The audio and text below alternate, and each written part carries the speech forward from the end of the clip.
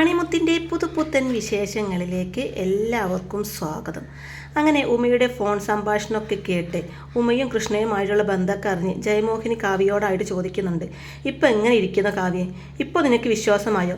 കൃഷ്ണയുടെ ഉദ്ദേശം എന്താണെന്ന് ഞാൻ പറയാം. അവന് നിന്നെ വിട്ടു പോവില്ല. നീ വിട്ടു പോവാനും സമ്മതിക്കില്ല. കാരണം എന്താ? അവന് ദർബാടടിച്ച് ജീവിക്കാൻ നിന്റെ പണം വേണം. എന്നിട്ട് ഇഷ്ടത്തിന് അടിച്ചു പൊളിച്ച് ജീവിക്കാൻ ഉമയും വേണം. ഭരത് പറയുന്നുണ്ട്, ഉമയുടെ ടാർഗറ്റും അതുപോലൊക്കെ തന്നെയാണ്. കൃഷ്ണയുടെ കൂടെ ജീവിക്കുകയും വേണം, എടുത്തു ചെലവാക്കാൻ ചേച്ചിയുടെ സ്വത്തും വേണം. അങ്ങനെ കൃഷ്ണ ഒരു ചതിയനാണെന്ന് രണ്ടുപേരും കൂടെ വരുത്തി തീർക്കുകയാണ്. കാവ്യാണെങ്കിൽ ഇതൊക്കെ കേട്ട് വളരെ സങ്കടത്തോടെ നിൽക്കുന്നുണ്ട്. ശേഷം ജയമോഹിനി സെന്റിമെന്റിലായി അഭിനയിച്ചുകൊണ്ട് പറയുന്നുണ്ട്, നിന്നോടുള്ള ഇഷ്ടം കൊണ്ട് ഞാൻ പറയുകയാണ് കാവ്യ. അമ്മ മനസ്സിരുത്തിയൊരു കാര്യം പറയുകയാ. കൃഷ്ണ എന്ന് പറയുന്ന ചതിയൻ ഇനി നിന്റെ ജീവിതത്തിൽ വേണ്ട.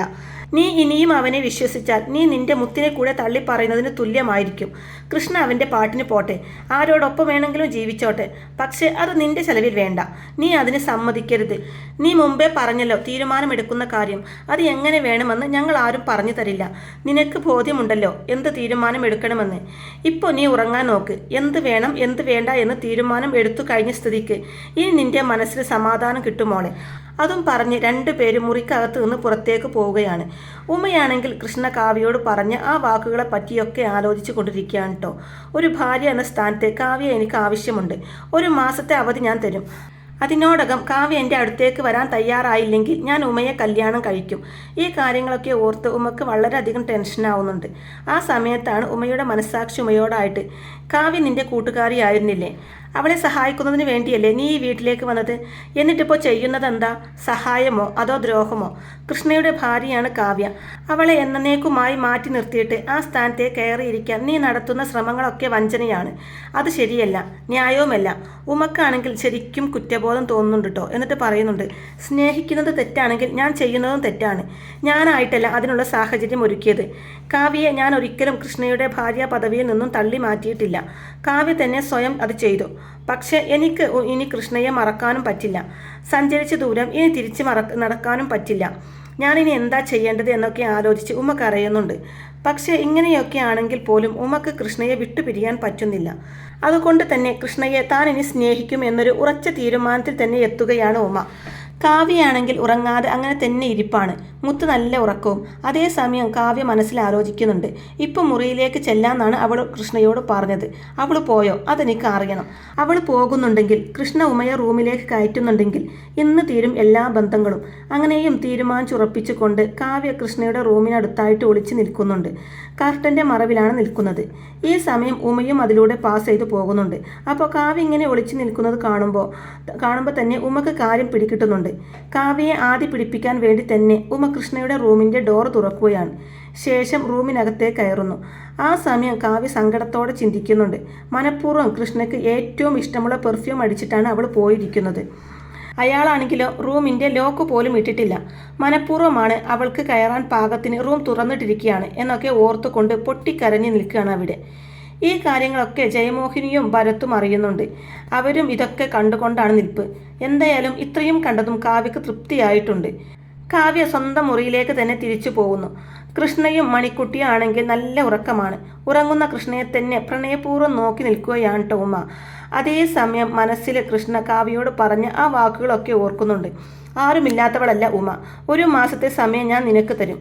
അതിനോടകം തിരിച്ചു വന്നില്ലെങ്കിൽ ഉമ്മയെ ഞാൻ കല്യാണം കഴിക്കും എന്ന് പറഞ്ഞ കാര്യങ്ങളൊക്കെ ഓർക്കുമ്പോൾ ഉമ്മക്ക് വളരെയധികം സന്തോഷമാവുന്നുണ്ട്.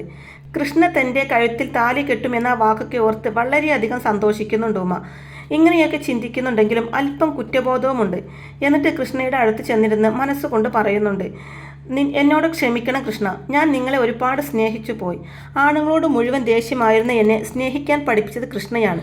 എന്നെ സ്വപ്നം കാണാൻ പഠിപ്പിച്ചത് കൃഷ്ണയാണ്. നിങ്ങളുടെ വ്യക്തിത്വത്തിൽ ഞാൻ കീഴടങ്ങിപ്പോയി. കൃഷ്ണയെ മറക്കാൻ പറ്റുന്നില്ല എനിക്ക്. നിങ്ങളെ നഷ്ടപ്പെടുന്നത് ഓർക്കാനേ പറ്റുന്നില്ല. അതുകൊണ്ടാണ് ഇങ്ങനെയൊക്കെ ചെയ്യുന്നത്.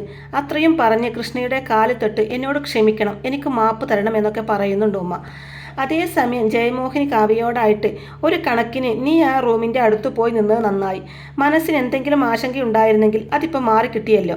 ഈ സമയം ഭരത്തും കൃഷ്ണയെ കുറ്റപ്പെടുത്തിക്കൊണ്ട് പറയുന്നുണ്ട്, എന്നാലും അപാര തൊലിക്കെട്ടി തന്നെ. സമ്മതിച്ചിരിക്കുന്ന രണ്ടെണ്ണത്തിനെയും ഒരു ഉളുപ്പുമില്ല. അപ്പോൾ ജയമോഹിനി പറയുന്നുണ്ട്, ഉളിപ്പൊക്കെ ബന്ധം തുടങ്ങുന്ന സമയത്തെ ഉണ്ടാവുള്ളടാ. പിന്നെ സ്ഥിരമാവുമ്പോൾ ചമ്മലൊക്കെ പോവും. അല്ല, എന്നേ തുടങ്ങിയ ബന്ധമാണ് അവർ തമ്മിൽ. കൃഷ്ണക്ക് കാഴ്ചയുണ്ടായിരുന്ന സമയത്ത് തന്നെ ബന്ധമുണ്ടായിരുന്നെന്നേ. ചുരുക്കത്തിൽ അവൻ നിന്നെ എന്നും ചതിക്കായിരുന്നു മോളെ.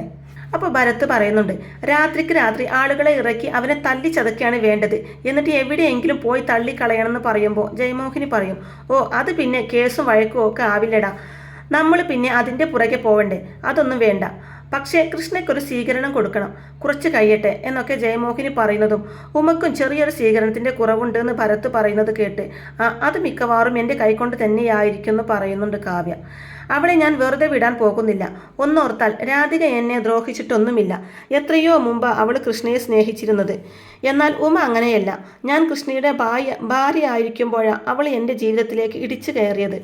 അങ്ങനെ അവൾ ജയിച്ചു പോണ്ട, ഞാൻ അതിന് സമ്മതിക്കില്ല. അതെല്ലാം കേട്ട് നിൽക്കുന്ന ജയമോഹിനി, അങ്ങനെ ഇക്കാര്യങ്ങൾക്കൊക്കെ ഒരു തീരുമാനമായല്ലോ, ബാക്കിയെല്ലാം നാളെ. ഇനി നീ സ്വസ്ഥമായിട്ട് ഉറങ്ങാൻ നോക്ക്. എൻ്റെ കൂടെ കിടക്കുന്നില്ലെന്ന് പറഞ്ഞ് മുത്ത് നിന്റെ റൂമിൽ തന്നെ പോയി കിടന്നുറങ്ങി. അത്രയ്ക്കുണ്ട് മോളെ മുത്തിന് നിന്നോടുള്ള സ്നേഹം. അങ്ങനെ കാവ്യ ഉറങ്ങാനായിട്ട് റൂമിലേക്ക് പോകുന്നുണ്ട്. അങ്ങനെ കാവ്യ ഉറങ്ങാനായിട്ട് റൂമിലേക്ക് പോകുന്നതും ജയമോഹിനിയും ഭരത്തും കൂടെ അവരുടെ ആ ഒരു തന്ത്രങ്ങളൊക്കെ വിജയിച്ചതിൻ്റെ ആ ഒരു സന്തോഷം പരസ്പരം പങ്കിടുന്നുണ്ട്. കൃഷ്ണയും ഉമയും തമ്മിലുള്ള ബന്ധം കാവ്യക്ക് തനിയെ ബോധ്യപ്പെട്ടതാണ് നമുക്ക് തുണയായത് എന്നിങ്ങനെ ജയമോഹിനി പറയുമ്പോൾ, അല്ല സത്യത്തിൽ ഈ ഉമയുമായിട്ട് കൃഷ്ണയ്ക്ക് ബന്ധമുണ്ടോ എന്ന് ഭരത്ത് സംശയം പറയുമ്പോൾ, എടാ കുഴപ്പമുണ്ടെങ്കിലും ഇല്ലെങ്കിലും ആ ബന്ധത്തിൽ കുഴപ്പമുണ്ടെന്ന് നമ്മൾ അങ്ങ് സ്ഥാപിക്കല്ലേ. തരം പോലെ പൊടിപ്പും തുങ്ങലും വെച്ച് നമ്മൾ അതിനെ പൊലിപ്പിച്ച് പറഞ്ഞുകൊണ്ടേയിരിക്കും. കൃഷ്ണ എന്ന് കേട്ടാൽ കാവ്യക്ക് കലി ഇളകണം, അവൻ്റെ മുഖത്ത് നോക്കാൻ പോലും അവൾ അറക്കണം. ഇങ്ങനെയൊക്കെ ജയമോഹിനി പറയുമ്പോൾ, അല്ലമ്മേ ഇനി ഇതിനിടയിൽ ആ മണിക്കുട്ടി എങ്ങാനും കയറി ഒത്തുതീർപ്പിന് ശ്രമിക്കുമോന്ന് ഭരത് ചോദിക്കുമ്പോൾ, എങ്കിൽ ആ പെണ്ണിനെ ഞാൻ ശരിയാക്കും. തല പുകച്ച് ഓരോ കാര്യങ്ങൾ ആസൂത്രണം ചെയ്യുമ്പോഴാണ് അവൻ്റെ ഒരു മണിക്കുട്ടി. അവളിപ്പോൾ ഉമയുടെ വാലിൽ തൂങ്ങി നടക്കല്ലേ, അതങ്ങനെ തന്നെ പോട്ടെ, ആ കൃഷ്ണയെയും കൂടെ പോട്ടെ. തുടർന്ന് എത്രയും പെട്ടെന്ന് സിദ്ധാർത്ഥിനെ ഇങ്ങോട്ട് കൊണ്ടുവരാനുള്ള ഒരു അവസരം നടക്കാൻ പോവുകയാണ്. കൃഷ്ണ ഇവിടുന്ന് പുറത്തു പോകുന്നതും സിദ്ധാർത്ഥിൻ്റെ വരവും ഒരുമിച്ചായിരിക്കണം എന്നൊക്കെ കണക്ക് കൂട്ടുന്നുണ്ട് കേട്ടോ അവർ രണ്ടുപേരും കൂടെ. കൃഷ്ണ പുറത്തേക്ക് പോകുന്നത് ആലോചിച്ച് ജയമോഹിനി സ്വപ്നം കാണുന്നുണ്ട്. പക്ഷേ അതേ സമയം കൃഷ്ണ ഇപ്പോഴും കാവ്യേച്ചിയുടെ ഭർത്താവാണ്. ബന്ധം ഇതുവരെ ഒഴിഞ്ഞിട്ടുമില്ല. അതൊരു കീറാമുട്ടി തന്നെയല്ലേ. ഭരത് ഇങ്ങനെ സംശയം പ്രകടിപ്പിക്കുമ്പോൾ, ഭർത്താവിന് ഭാര്യയെ ഒഴിവാക്കുന്നത് എളുപ്പമുള്ള കാര്യമല്ല.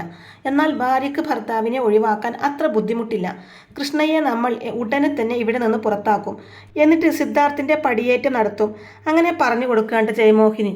പിന്നീട് കാണിക്കുന്നത് ഉറങ്ങുന്ന മുത്തിൻ്റെ അരികിലിരുന്ന് കാവ്യ മുത്തിനോടെന്ന പോലെ മനസ്സിൽ പറയുകയാണ്, എന്നെയും മോളെയും ഇത്രയും നാളും ചതിക്കായിരുന്നു. ആ ദുഷ്ടൻ കാണിച്ച സ്നേഹമെല്ലാം കപടമായിരുന്നു. അമ്മയ്ക്കിപ്പോൾ അയാളുടെ യഥാർത്ഥ മുഖം തിരിച്ചറിഞ്ഞു. ആലോചിച്ചു വെച്ചിരുന്നതെല്ലാം ഞാൻ മറക്കുകയാണ്. ഇനി എൻ്റെ മോൾക്ക് അച്ഛനില്ല, അമ്മ മാത്രമേ ഉള്ളൂ. ഇങ്ങനെയൊക്കെ പറയുന്നുണ്ടെങ്കിൽ പോലും കാവ്യ വീണ്ടും കൃഷ്ണയുടെ റൂമിൻ്റെ അടുത്ത് പോയി നിൽക്കുന്നുണ്ട്. ഇനി എന്താണ് നടക്കുന്നത് എന്നറിയാൻ വേണ്ടിയിട്ട്. ഉമയാണെങ്കിൽ അപ്പോഴും കൃഷ്ണയുടെ റൂമിൽ തന്നെയാണ് കേട്ടോ. കൃഷ്ണയെ നോക്കിക്കൊണ്ട് ഇങ്ങനെ ഇരിക്കുകയാണ്. ഉമ താൻ തൊട്ടിരിക്കുന്ന സിന്ദൂരമൊക്കെ ഒന്ന് പരത്തുന്നുണ്ട്. മുല്ലപ്പൂവെല്ലാം കുറച്ച് ഊരിയെടുത്ത് കളയുന്നുണ്ട്. എന്നിട്ട് മനസ്സിൽ പറയുന്നുണ്ട്, സോറി കൃഷ്ണ, ഞാൻ തെറ്റാണ് ഈ കാണിക്കുന്നത് എന്നറിയാം, വേറെ നിവൃത്തിയില്ലാഞ്ഞിട്ടാണ്. അതും പറഞ്ഞിട്ടാണ് കേട്ടോ റൂമിനകത്ത് നിന്നും പുറത്തേക്ക് ഇറങ്ങുന്നത് ഉമ. കാവ്യയാണെങ്കിൽ ഉമയുടെ ആ മാറ്റം കാണുമ്പോൾ ശരിക്കും ഞെട്ടുന്നുണ്ട്. കാവ്യയുടെ ഹൃദയം ശരിക്കും തകർന്നു പോകുന്നുണ്ട്. അങ്ങനെ സന്തോഷത്തോടെ ഉമ റൂമിൽ ചെന്നിരിക്കുമ്പോൾ ഉമയുടെ മനസാക്ഷി വീണ്ടും ഉമയോടായിട്ട് പറയുന്നത് പോലെ, അധികപ്പറ്റാണ് നീ കാണിക്കുന്നത്. മനസാക്ഷിക്ക് നിരക്കാത്ത പ്രവൃത്തി. ഉമ്മയ്ക്കിത് തീരെ യോജിച്ചതല്ല. ശരിക്കും ആലോചിച്ച് നോക്ക് എന്നിങ്ങനെ എല്ലാം പറയുന്നത് കേൾക്കുമ്പോൾ വല്ലാതാവുന്നുണ്ട് കേട്ടോ ഉമ്മ. പക്ഷേ എങ്കിലും ഇനി എനിക്ക് പിന്മാറാൻ കഴിയില്ല എന്നും കൃഷ്ണയുടെ ജീവിതത്തിൽ നിന്ന് കാവ്യ പിന്മാറട്ടെ, എന്നിട്ട് കൃഷ്ണയും ഞാനും ഒന്നിക്കും. ഉമ്മയ്ക്കിന്ന് ആ ഒരു സ്വപ്നം മാത്രമേ ഉള്ളൂ, ആ ഒരു ലക്ഷ്യമേ ഉള്ളൂ എന്നൊക്കെ ചിന്തിച്ച് ഉറപ്പിക്കുന്നുണ്ട് കേട്ടോ. അങ്ങനെ ഒരു പ്രതികാര ഭാവത്തോടെ ഇരിക്കുന്ന ഉമ്മയെയും കാണിച്ചു കൊണ്ടാണ് കേട്ടോ ഇന്നത്തെ ഈ ഒരു എപ്പിസോഡ് അവസാനിക്കുന്നത്. അങ്ങനെ മണിമുത്തിൻ്റെ ത്രില്ലിംഗ് ആയിട്ടുള്ള അടിപൊളി എപ്പിസോഡുകളൊക്കെയാണ് കേട്ടോ ഇനി വരാനിരിക്കുന്നത്. അപ്പോൾ ഈ റിവ്യൂ ഇഷ്ടമായിട്ടുണ്ടെങ്കിൽ വീഡിയോ ലൈക്ക് ചെയ്യാനും ചാനൽ കൂടി ഒന്ന് സബ്സ്ക്രൈബ് ചെയ്ത് സപ്പോർട്ട് ചെയ്യാനും മറക്കല്ലേ ഫ്രണ്ട്സ്. താങ്ക്